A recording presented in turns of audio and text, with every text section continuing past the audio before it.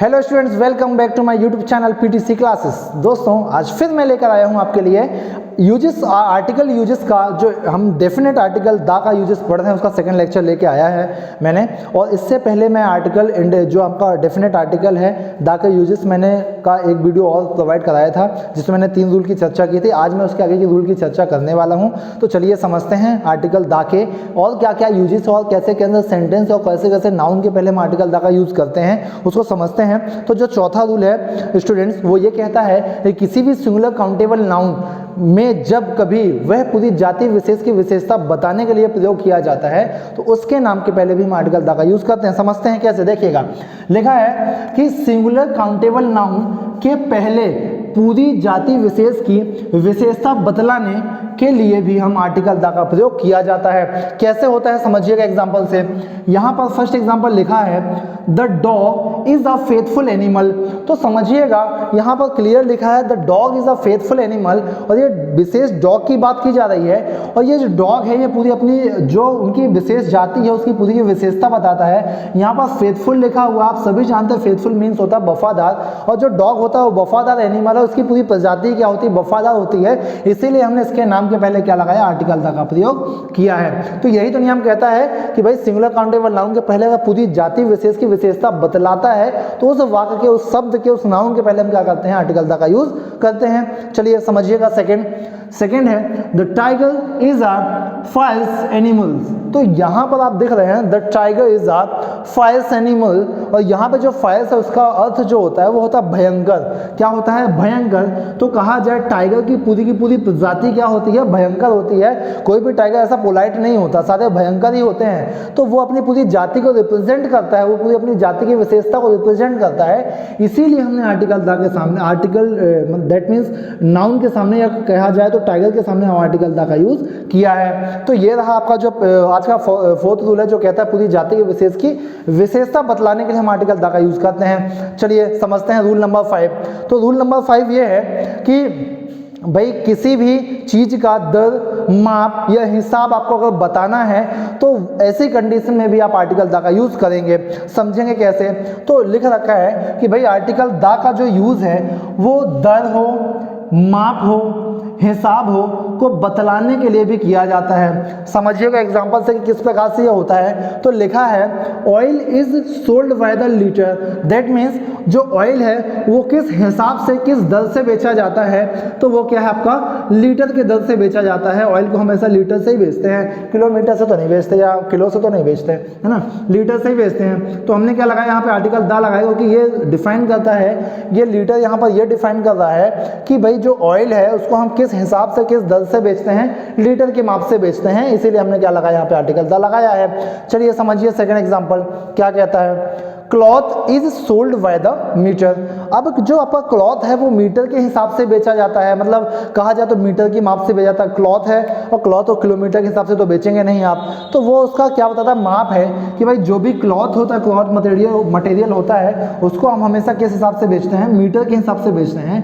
तो यहाँ पर जो मीटर है उसकी मात्रा को रिप्रेजेंट करता है, उसकी दर को रिप्रेजेंट करता है। इसीलिए हमने क्या किया, यहाँ पे आर्टिकल दा का यूज किया है। यही तो रूल कहता है कि भाई दर हो, माप हो, हिसाब को बताना है तो आर्टिकल दा का यूज करो आप। ठीक है, चलिए समझिएगा रूल नंबर 6। तो रूल नंबर 6 ये है, बहुत ही आसान रूल है और बहुत अच्छा रूल है, याद करने वाली बात है कि भाई जितने भी आपके म्यूजिकल इंस्ट्रूमेंट है, कहा जाए तो आर्टिकल दा is also use before the name of musical instrument. मतलब जितने भी म्यूजिकल इंस्ट्रूमेंट हैं उनके नाम के पहले भी आपको आर्टिकल दा का प्रयोग किया जाना है, करना ही चाहिए। कैसे, देखिएगा।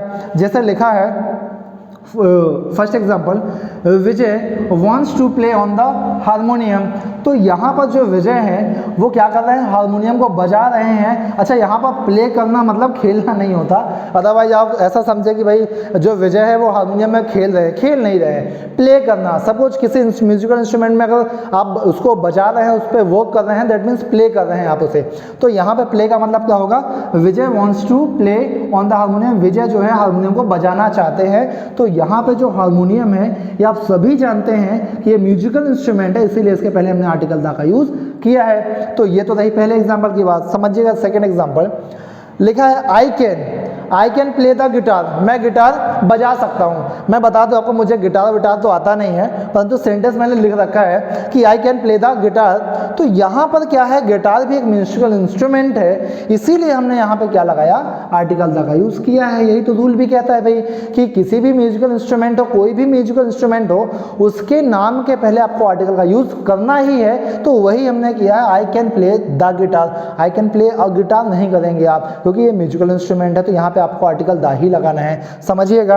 आपका रूल नंबर 7 क्या है कि भाई रूल नंबर 7 ये भी कहता है कि कोई भी इन्वेंशन है, दैट मीन्स कोई भी आविष्कार है, या कहा जाए कि article the is also use before the name of invention.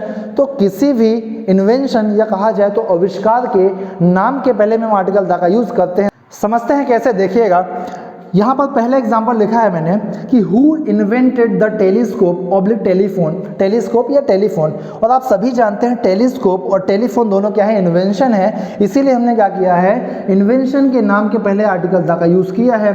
और रूल भी तो यही कहता है कि भाई किसी आविष्कार, दैट मीन्स इन्वेंशन के नाम के पहले भी आर्टिकल द का यूज़ किया जाता है। तो वही तो किया हमने एग्जाम्पल में कि हु इन्वेंटेड द टेलीफोन या टेलीस्कोप। तो यहाँ पर जो टेलीस्कोप है या टेलीफोन है, ये क्या है, आपका इन्वेंशन है, इसीलिए हमने क्या किया, आर्टिकल द का यूज़ किया है। सिमिलरली अगर आप देखेंगे तो यहाँ पर भी कुछ ऐसे एग्जाम्पल लिख रखे मैंने, जो इन्वेंशन है टेलीविज़न, तो यहाँ पर द लगाया, the television, the cinema, the radio, the wireless और एक्सेट्रा। और ऐसे और भी बहुत सारे इन्वेंशन हुए हैं और हो रहे हैं, उन सभी के नाम के पहले क्या किया जाएगा, आर्टिकल द का यूज़ किया जाएगा। तो ये तो रहे, ये 4 रूल की बात हुई। तो सबसे पहले करें आप ये कि वीडियो को पॉज करें और ये सारे रूल्स को क्या करना है, नोट डाउन करना है। उसके बाद इनके प्रयोग करके आपको सेंटेंस बनाने हैं, ताकि इसको आप बेहतर तरीके से समझ पाए। तो सब आप कर लीजिए इसे पॉज और सारा नोट डाउन कर लीजिए, फिर हम चर्चा करते हैं। चलिए स्टूडेंट, देखते हैं रूल नंबर 8 की चर्चा करते हैं। तो जो रूल नंबर 8 है वो कुछ ऐसा है कि भाई किसी भी व्यक्ति के पद के पहले भी हम आर्टिकल द का यूज करते हैं। अब ये पद क्या है, पद दैट मीन्स पोजीशन, किसी व्यक्ति के पोजीशन के नाम के पहले भी हम आर्टिकल द का यूज करते हैं। अगर आप एग्जांपल से समझना चाहेंगे तो देखिएगा, लिखा है द एसपी हैज कम। अब जो एसपी है वो क्या है, बेसिकली एक पद है, एक पोजीशन है। और मैंने कहा कि आर्टिकल जो आपका यूजेस है उसका रूल कहता है कि भाई किसी भी पद के नाम के पहले भी आर्टिकल द का यूज किया जाता है। तो यहाँ पे एसपी का एक पद है, एक पोजीशन है, इसीलिए हमने क्या किया, आर्टिकल द का यूज किया है। तो ये तो हो गई बात पद की। सेकंड में भी देखिएगा कुछ ऐसा ही है कि the chairman will decide the matter. अब यहाँ पर जो चेयरमैन है वो भी क्या है, एक पद है, एक पोजीशन है, इसीलिए हमने क्या किया, चेयरमैन के पहले आर्टिकल द का यूज किया है ना। और ये जो एसपी लिखा है, मैंने जब आपको इंडेफिनेट आर्टिकल का यूजेस बताए हैं तो वहाँ पे भी कि भाई कहा था कि भाई इंडेफिनेट आर्टिकल का यूज जो है वो एब्रीविएशन वर्ड, दैट मीन्स संक्षिप्त वर्णों के पहले भी किया जाता है। तो वहाँ पर भी हम एन का यूज करते हैं, परंतु जब पोजीशन की बात हो, है ना, पद की बात हो, तो फिर हम आर्टिकल द का यूज करेंगे। चलिए अब देखते हैं रूल नंबर 9। तो रूल नंबर 9 कुछ ऐसा है कि ह्यूमन के बॉडी पार्ट के नाम के पहले भी आर्टिकल द का यूज किया जाता है। कैसे, दैट मीन्स कि भाई article the is also use before the name of body parts. समझिएगा कैसे कि भाई बॉडी पार्ट के पहले आर्टिकल द का यूज हम कैसे करते हैं। तो समझिए, लिखा है the police hit him on the head. अब पुलिस ने उसको कहाँ पर हिट किया है, हेड पे हिट किया। हेड क्या हुआ, आपका बॉडी पार्ट हुआ। तो इसके पहले क्या कहा मैंने कि भाई आर्टिकल द का यूज हम करते हैं। तो ये तो रही पहले एग्जाम्पल की बात। सेकेंड एग्जाम्पल देखिए है the criminal was shoot in the leg. अब क्रिमिनल को कहाँ शूट किया गया है, उसके पैरों में शूट किया गया है, और उसका पैर उसके बॉडी का पार्ट ही तो है, इसीलिए हमने इसके पहले क्या किया है, आर्टिकल द का प्रयोग किया है। अब आप समझिएगा महत्वपूर्ण बात मेरी कि भाई देखिए हेड और लेग आया, तो यहाँ पर ऐसा नहीं है कि सिर्फ article the he body part के पहले यूज किया जाएगा। डिपेंड करता है कि आपका वर्ड का सिचुएशन क्या है। अब यहाँ पर हेड और लेग के पहले द आया है क्योंकि यहाँ पर हेड और लेग जो है वो कुछ स्पेसिफिक चीज को रिप्रेजेंट कर रहा है कि भाई पुलिस ने उसके सर पे हिट किया है ना, या क्रिमिनल को उसके पैर पे हिट किया, शूट किया गया है। तो ये रिप्रेजेंट करता है कुछ अलग वर्ड को, कुछ अलग चीज बताता है, इसीलिए हमने यहाँ पे आर्टिकल द यूज किया है। अगर सिमिलरली आप देखना चाहें तो समझिए, मैंने लिखा मैन हैज़ अ हेड। अब भाई मैन के कितने हेड होते हैं? एक हेड होता है। तो यहाँ पर जो आर्टिकल आ भी आ सकता है, और आ रिप्रेजेंट होता है, करता है काउंटिंग को, मतलब गिनती को करता है, नंबर को। तो यहाँ पे a head, similar, a knows, a mouth, etcetera. तो यहाँ पे आर्टिकल आ भी आ सकता है, एन भी आ सकता है, डिपेंड करता है कि वर्ड का सिचुएशन क्या है, सेंटेंस का क्या है, मोटिव कहने का क्या अर्थ है उसका। सिमिलर एट हैंड हो सकता है आपका, ऑन फुट हो सकता है, इन हैंड हो सकता है। आपने बहुत सारे एग्जांपल इन हैंड वाले सुने होंगे, है ना। तो ये ऐसे भी कुछ यूज होते हैं, वो भी आपको देखना है, समझना है कि भाई सेंटेंस का बिहेवियर, नेचर क्या होता है सेंटेंस को, उसके हिसाब से हम आर्टिकल दा का यूज करते हैं। चलिए अब रूल नंबर 10 की चर्चा करते हैं। तो रूल नंबर 10 ये है कि भाई कोई भी सिंगुलर काउंटेबल नाउन हो, कोई भी सिंगुलर काउंटेबल नाउन, और कैसा सिंगुलर काउंटेबल नाउन हो, वो कॉमन नाउन होना चाहिए। कैसा होना चाहिए? Common noun.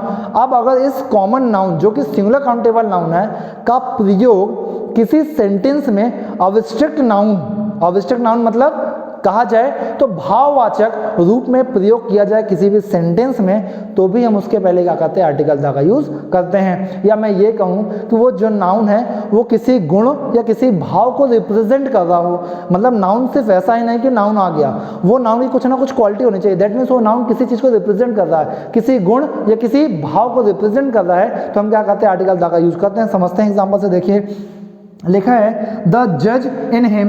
भाई अब कोई व्यक्ति है, वो क्या करता है? हमेशा डिसीजन सही लेता है, हमेशा निर्णय सही लेता है, उसके फैसले हमेशा क्या होते हैं? एक सबके मानने लायक होते हैं, सारे डिसीजन उसके अच्छे होते हैं और सत्य के पक्ष में होते हैं, सच्चाई के पक्ष में होते हैं। तो हम ये कह सकते हैं कि द जज इन हिम, उसमें मुझे क्या दिखता है? उसमें मुझे जस्टिस, जज दिखता है। तो यहाँ पर क्या है? ये जज जो है उसकी भावनाओं को रिप्रेजेंट कर रहा है, इसलिए हमने क्या किया है? यहाँ पे आर्टिकल दा का यूज किया है। सिमिलर देखें द डॉक्टर इन हिम, उसमें मुझे क्या दिखता है? डॉक्टर दिखता है, ये उनकी छवि है ऐसी कि मुझे डॉक्टर सा महसूस होता है देख के, है ना। फिर है द मदर इन हर। अब सपोज घर में बड़ी बहनें होती हैं, बड़ी बहनें भी छोटे भाइयों को ऐसा केयर करती है, छोटे भाई बहनें का, कि कभी कभी हमें ऐसा लगता है कि वो हमारी माँ की तरह ही हैं। तो हम कह सकते हैं कि भाई द मदर इन हर, वो मदर के जैसे ही छोटे भाई बहन की सेवा करती हैं, तो हम कह सकते हैं the mother in her. Okay.